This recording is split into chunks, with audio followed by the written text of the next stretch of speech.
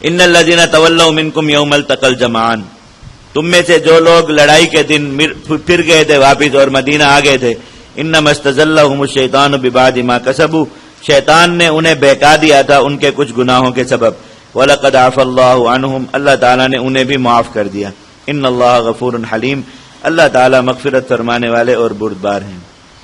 یا ایھا الذین آمنوا لا تکونوا کالذین کفروا وقالوا لاخوانہم اذا ضربوا فی الارض او كانوا غزا لو كانوا عندنا ما ماتوا وما قتلوا، اے ایمان والو ان لوگوں کی طرح نہ ہو جنہوں نے کفریہ بات کی، وقالوا لاخوانہم، یہ بات غور سے سنیے گا، اللہ تعالیٰ جسے کفریہ بات کہہ رہے ہیں، اور اگر کسی نے بھی زندگی میں یہ بات کی ہے یا اس کے دل میں،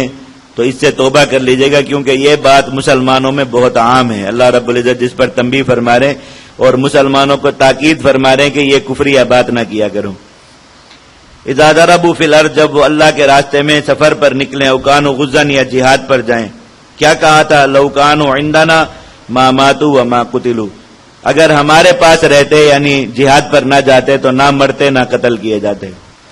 یہ بات اللہ تعالیٰ نے اس کو کفریہ بات فرمایا اور مسلمانوں کو کہا کہ خبردار اگر کسی مسلمان نے بھی کبھی یہ بات کہی یا سوچی تو وہ نفاق کا شکار ہو جائے گا۔ یہ کہنا کہ جہاد میں نہ جاتے تو نہ مرتے اور نہ قتل کیے جاتے، ہمارے ساتھ یہاں رہتے۔ اللہ تعالیٰ نے آگے پھر اس بات کو دہرایا دوبارہ چند آیات کے بعد، اور اس کا جواب بھی سکھایا کہ جب کوئی نفاق زدہ آدمی کسی بھی مسلمان کو یہ بات کہے جس کا کوئی رشتہ دار یا اولاد یا کوئی بھی اللہ کے راستے میں شہید ہو چکا ہو، اس کو یہ بات کہے تو انہیں جواب کیا دیا کرو۔ اللہ نے جواب بھی سکھایا، لیکن وہ آگے یہاں پر مسلمانوں کو یہ منع فرمائے کہ تم یہ بات ہرگز نہ کیا کرو کیونکہ یہ کفریہ بات ہے، اور اس کا سیدھا سیدھا مطلب یہ کہ تم زندگی موت کا مالک کفار کو سمجھتے ہو، نفع و ضرر کا مالک کفار کو سمجھتے ہو کہ ان کے مقابل جانے کی وجہ سے ایک آدمی مر گیا، حالانکہ واللہ یحیی و یمیت، اللہ ہی زندگی دیتے ہیں، اللہ ہی موت دیتے ہیں۔ اور یہ بات وہ کرتے کیوں ہیں؟ تاکہ جن کے لوگ اللہ کے راستے میں قتل ہوئے، شہید ہوئے، ان کے دلوں میں حسرت پیدا ہو، اور وہ بھی یہی سوچیں کہ کاش ہمارے نہ گئے ہوتے تو نہ شہید ہوتے۔ اللہ تعالیٰ نے آگے شہداء کے عجیب و غریب اور عظیم فضائل بیان فرما کے ان کے دلوں کو تسلی دی جن کے اپنے اور پیارے اللہ کے راستے میں شہید ہو گئے، تاکہ ان کے دلوں میں حسرت نہ رہے، اور مسلمانوں کو یہ کہا کہ اس طرح کی بات بالکل نہ کیا کرو، یہ کفریہ بات ہے۔ واللہ یحیی و یمیت، کیونکہ اللہ ہی زندگی دیتا ہے اور اللہ ہی مارتا ہے۔ واللہ بما تعملون بصیر، اللہ تعالیٰ تمہارے سارے کاموں کو خوب اچھی طرح دیکھتا ہے۔ وَلَئِن قُتِلْتُمْ فِي سَبِيلِ اللَّهِ، اب تم اگر اللہ کے راستے میں نکل کر قتل کر دیے گئے، او متم، یا طبی موت مر گئے، راستے کی تکالیف اور شدائد کی وجہ سے، بھوک پیاس کی وجہ سے، گرمی سردی کی وجہ سے تمہیں موت آ گئی، لَمَغْفِرَةٌ مِّنَ اللَّهِ وَرَحْمَةٌ خَيْرٌ مِّمَّا يَجْمَعُونَ، تو اللہ کی مغفرت جس کا پکا وعدہ ہے اور اللہ تعالیٰ کی خاص رحمت ہیں، ان چیزوں سے بہت بہتر ہیں جو یہ تمہیں سمجھانے والے لوگ دنیا میں رہ کر جمع کر رہے ہیں۔ اگر دنیا میں رہ کر دنیا جمع کر رہے ہیں تو بھی تم جو کچھ کما رہے ہو یعنی مغفرت اور رحمت، یہ اس دنیا سے بہت بہتر ہے، اور اگر دنیا میں رہ کر نیکیاں بھی جمع کر رہے ہیں تب بھی کسی کی کوئی نیکی شہید کے اجر اور شہید کے مقام اور مرتبے کے برابر نہیں ہو سکتی۔ تو میں کچھ بھی دنیا میں جمع کر رہے ہوں، تم نے جو مقام اور مرتبہ پایا اللہ کے راستے میں قتل ہو کر یا موت پا کر، اس کے برابر کوئی بھی نہیں پہنچ سکتا۔ اس لیے ان لوگوں کی باتوں کا اثر اپنے دل پر نہ لیا کرو۔ یہاں اس آیت میں حضرات فقہائے کرام نے، علماء نے اور مفسرین نے ایک بات چھیڑی ہے کہ ایک آدمی اللہ کے راستے میں جہاد میں نکل کر دشمنوں کے ہاتھوں قتل ہو،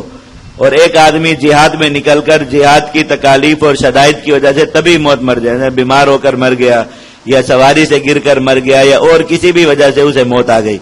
تو آیا آخرت کے اجر کے اعتبار سے یہ دونوں برابر ہوتے یا نہیں ہوتے؟ دنیا کے احکام میں تو فرق ہے، جو آدمی تبھی موت مرے جہاد میں نکل کر، اس کا معاملہ عام مردوں والا ہوتا ہے کہ اس کو غسل دیا جاتا ہے، اس کے لباس کو تبدیل کیا جاتا ہے، اسے کفن پہنایا جاتا ہے وغیرہ، یہ ساری چیزیں، اور حضرات تمام فقہا کے ہاں اس کا جنازہ بھی ہے۔ جبکہ شہید یعنی جو قتل ہوتا ہے اللہ کے راستے میں، اس کا کفن نہیں ہے، اس کا جو خون آلود لباس ہے یہ نہیں اتارا جاتا، اور جو باقی تین ائمہ ہیں ان کے ہاں اس کا جنازہ بھی نہیں ہے، امام حنیفہ رحمۃ اللہ علیہ کے ہاں اس کا جنازہ ہوتا ہے۔ تو یہ جو ہے وہ دنیا کے احکام میں تو فرق ہے، آخرت کے حکم میں کوئی فرق ہے یا نہیں ہے، اور دونوں اجر اور منزلت کے اعتبار سے برابر ہیں یا نہیں ہے؟ جمہور فقہائے کرام کی رائے، جس پہ حضرات صحابہ کرام میں سے بھی ایک بڑی جماعت شامل ہے، وہ یہ کہتے ہیں کہ آخرت کے اجر کے اعتبار سے ان میں کوئی فرق نہیں، اور نبی کریم صلی اللہ علیہ وسلم کی بہت واضح روایات ہے، انہوں نے فرمایا کہ جو آدمی اللہ کے راستے میں سچے دل سے شہادت کا طلبگار ہو اللہ رب العزت سے، پھر وہ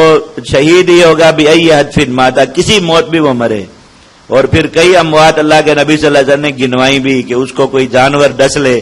جو یہ سانپ بچھو وغیرہ صحرا کے سفر میں، جنگل کے سفر میں، یا جو ہے وہ سواری سے گر کر وہ مر جائے، یا بخار سے وہ مر جائے، کسی بھی طرح میں کہ وہ اللہ رب العزت سے پوری شہادت پاتا ہے. حضرت فضالہ بن عبید رضی اللہ تعالیٰ عنہ نبی کریم صلی اللہ علیہ وسلم کے بڑے شان والے صحابی ہیں، اور جہاد کے احکام میں بہت زیادہ روایات ان سے منقول ہیں. فضائل جہاد میں آپ نے کثرت سے ان کا نام پڑھا ہوگا. وہ ایک جہاد میں تھے تو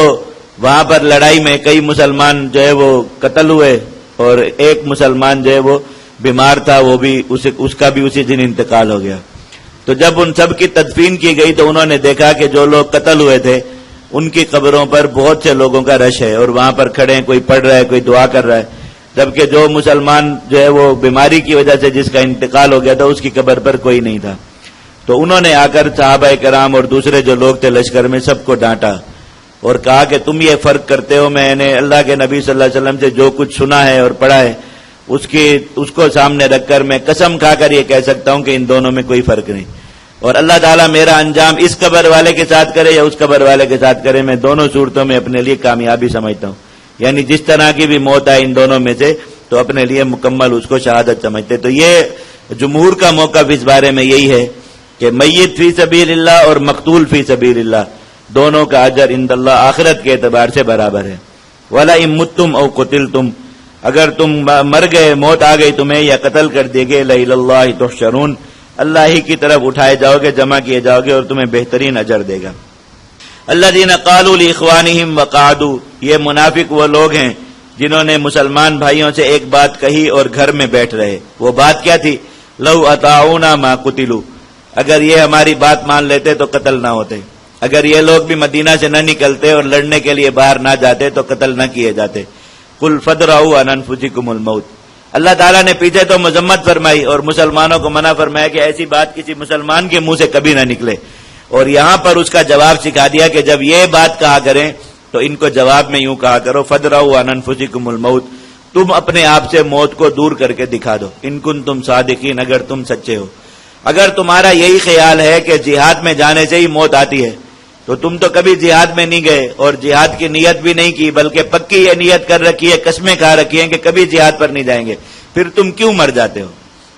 ایسا اگر موت کا تعلق جہاد سے ہے تو جہاد میں نہ جانے والے شخص کو کبھی بھی نہیں مرنا چاہیے. تو میں کہ تم اپنے آپ سے موت کو دور کر کے دکھا دو، ان کنتم صادقین، اگر اس بات میں سچے ہو کہ جو شخص جہاد پر نہیں جاتا وہ نہیں مارا جاتا. اللہ تعالیٰ نے ان کے لیے ایک منہ توڑ جواب مسلمانوں کو سکھا دیا. نہیں، افسوس کی بات ہے مسلمانوں میں بہت سے ایسے لوگ جن پر ظاہری طور پر دینی اعمال کا اثر اور رنگ نظر آتا ہے اور بظاہر بہت دیندار ہوتے ہیں، آج بھی شہداء کے گھروں میں جا کر یہی بات کہتے ہیں، ایک لفظ میں بھی ذرا سا بھی فرق نہیں ہوتا. یعنی اس جملے کو اگر آپ عربی میں نقل کریں تو پورا کا پورا یہ قرآن مجید کی آیت بن جائے گی